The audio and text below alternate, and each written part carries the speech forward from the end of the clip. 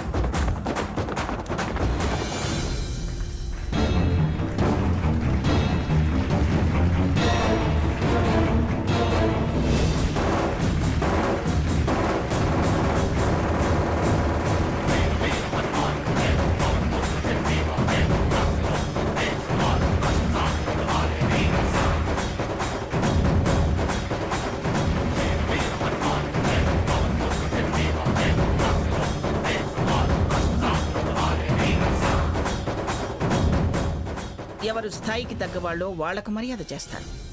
నోరూరుకోదా?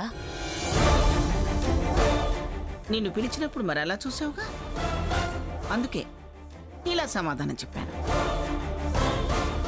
ఇప్పుడు ఈనాటి సభా కార్యక్రమానికి స్ఫూర్తి, రేపటి తరాలకు ఆదర్శ మహిళగా సమీప భవిష్యత్తులో ఉన్నత స్థానాన్ని ఆక్రమించబోతున్న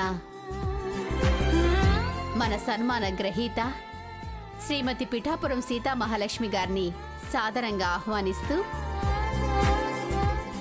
వారిని తీసుకురావలసిందిగా ఆమె సోదరి శ్రీమతి పిఠాపురం స్వర్ణలతాదేవి గారిని కోరుతున్నాను.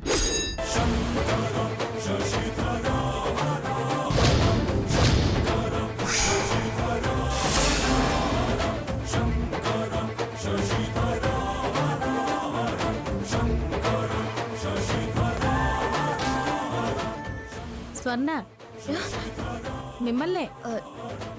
నేనా? వెళ్ళండి.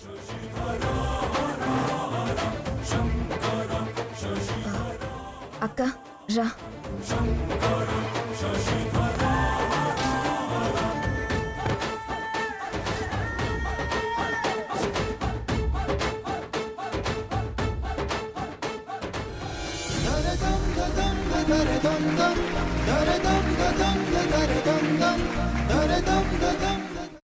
అమ్మా, అలాంటి వాళ్ళది నిజమైన ప్రేమ కాదు, అది వ్యామోహం.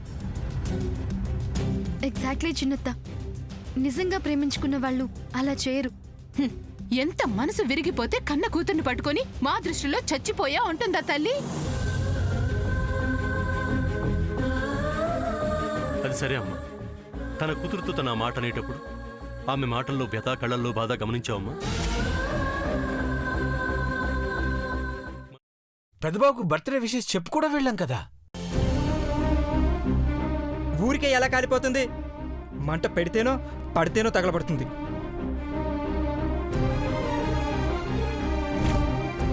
కరెక్ట్ చిన్నబాబు, నీకొచ్చినట్టే నాకు డౌట్ వచ్చింది. పార్వతే షర్టును తగలబెట్టిందనుకుంటా.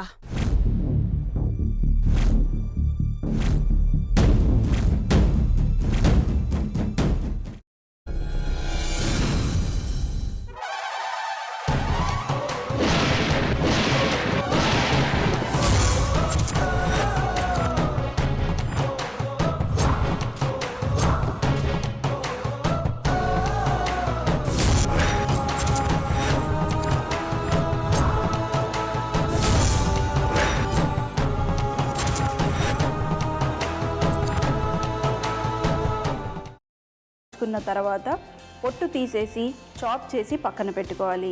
ఒక ప్యాన్లో కొద్దిగా నూనె వేడి చేసి అందులో ఆవాలు, మినప్పప్పు, శనగపప్పు, కరివేపాకు, సన్నగా తరిగి పెట్టుకున్న ఉల్లిపాయలు వేసుకుని 1 నిమిషం పాటు వేయించుకోవాలి. ఆ తర్వాత కాల్చి కట్ చేసి పెట్టుకున్న వంకాయని కూడా అందులో వేసుకుని బాగా మిక్స్ చేసి బౌల్లోకి ట్రాన్స్ఫర్ చేసుకుని అందులో తగినంత చిక్కటి పెరుగు లేదా పల్చటి పెరుగు వేసుకుని మిక్స్ చేసి అన్నంతో కానివ్వండి, చపాతీతో కానివ్వండి సర్వ్ చేసినా చాలా బాగుంటుంది.